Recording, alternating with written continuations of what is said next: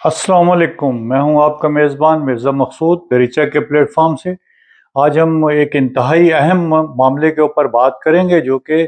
बराह रास्त मज़दूरों से मुताल्लिक़ है। हर उस मेहनत कश से जो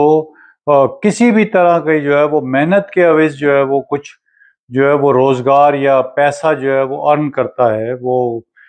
कलम का मज़दूर हो सकता है, वो इंडस्ट्री का मज़दूर हो सकता है, वो टेक्सटाइल का मज़दूर हो सकता है, वो कंप्यूटर पे काम करने वाला मज़दूर हो सकता है। गर्ज़ ये कि जो है वो हर तरह की जो मेहनत सिर्फ करने वाले लोग हैं, अपना हुनर बेचने वाले लोग हैं, वो जो मुआवजा हासिल करते हैं जिसको तनख्वाह कहा जाता है, उसके ऊपर हम बात करेंगे। और ये एक ऐसा मामला है मैं आपके सामने लाना चाहता हूँ जिसके तहत मैं समझता हूँ कि जिस पर अमल दरामद ना करने की जिम्मेदारी बराह रास्त लेबर डिपार्टमेंट पे, जो कि मजदूर कवानीन पर अमल दरामद करवाने का इदारा है, उस पर तो आयद होती ही है, लेकिन उसके साथ साथ जो है वो इसकी जो जिम्मेदारी है वो स्टेट बैंक ऑफ पाकिस्तान पर भी आयद होती है। वो जो है वो जो इनकम टैक्स जो लेने वाले FBR का जो इदारा है उसके ऊपर भी आयद होती है। और वो इसलिए है, मेरा ये कहना इसलिए है कि पेमेंट ऑफ वेजेस एक्ट 2015 के तहत उसके अंदर ये लिखा गया है कि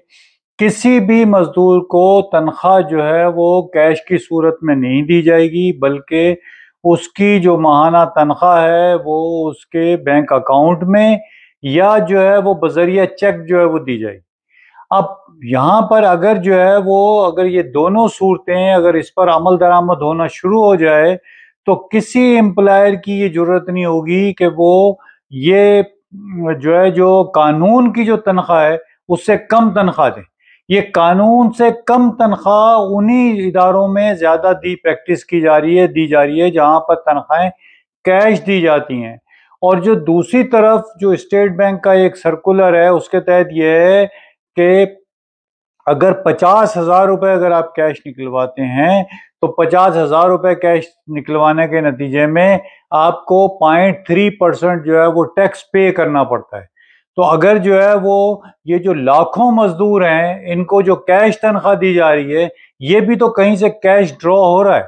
तो ये कैश ड्रॉ होना जो है वो नॉलेज में आ रहा है हर लम्हे स्टेट बैंक ऑफ पाकिस्तान के कि इस बड़े पैमाने पे मुल्क में कैश ड्रॉ किया जाता है। और वो कैश क्यों ड्रॉ किया जाता है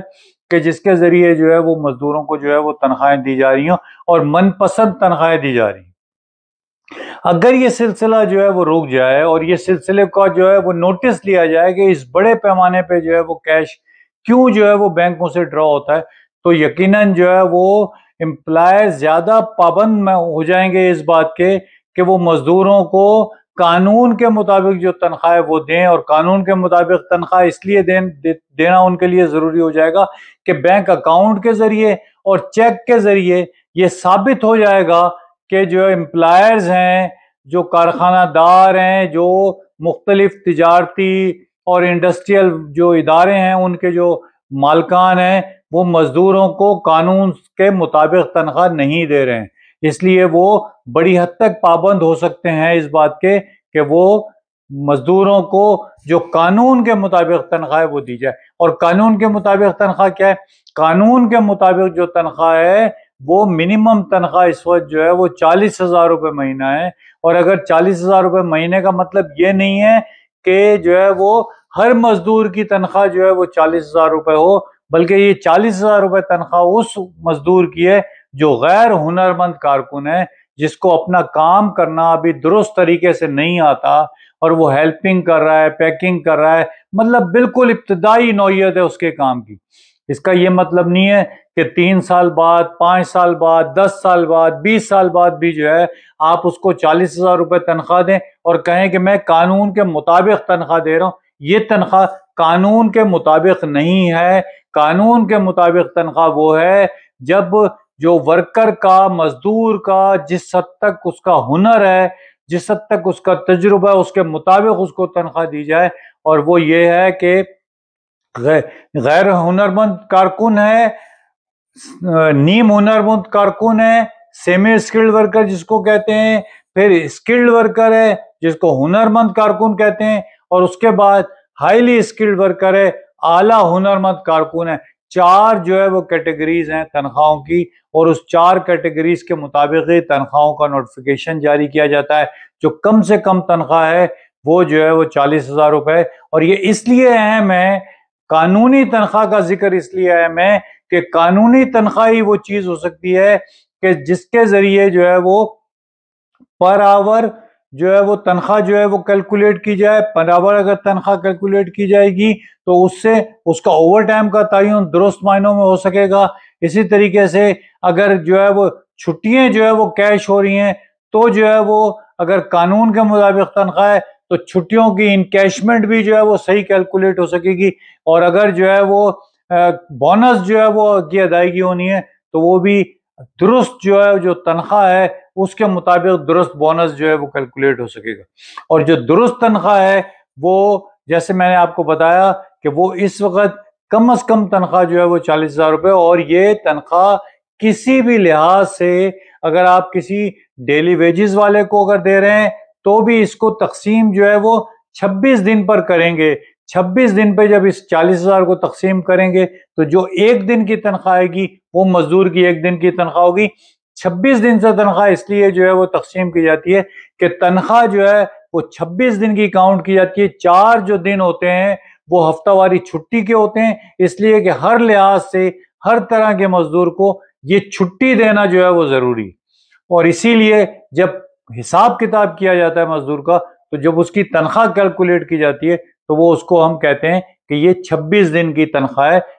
کہیں مہینے بھر کی تنخواہ جاتی ہے لیکن اس میں 4 چھٹیاں دینا ضروری ہیں۔ اگر آپ 4 چھٹیاں نہیں دیں گے تو پھر ان 4 چھٹیوں کا دن کے جو معاوضہ ہے وہ اوور ٹائم میں جو ہے وہ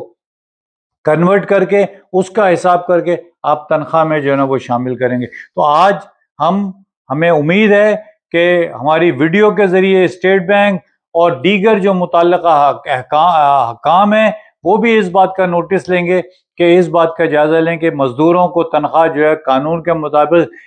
بذریعہ اکاؤنٹ یا جو ہے وہ بذریعہ چیک کیوں نہیں دی جا رہی، کیش جو ہے وہ کیسے جو ہے دی جا رہی ہے، جبکہ پورے ملک میں جو ہے وہ یہ کوشش کی جا رہی ہے کہ کم از کم جو ہے وہ کیش اکانومی جو ہے نا وہ اس کو برقرار رکھا جائے، بلکہ جو زیادہ سے زیادہ جو ہے وہ ٹیکس وہ جو کارڈ کے اوپر جو اے ٹی ایم کارڈ ہے اس کے اوپر ادائیگی کی جائے یا کارڈز کے اوپر ادائیگی کی جائے۔ جیسے کہ آپ نے پچھلے بجٹ میں یہ بازگشت سنی ہوگی کہ پیٹرول پمپ پر بھی جو ہے وہ جو لوگ کیش جو ہے وہ پیسے دے کے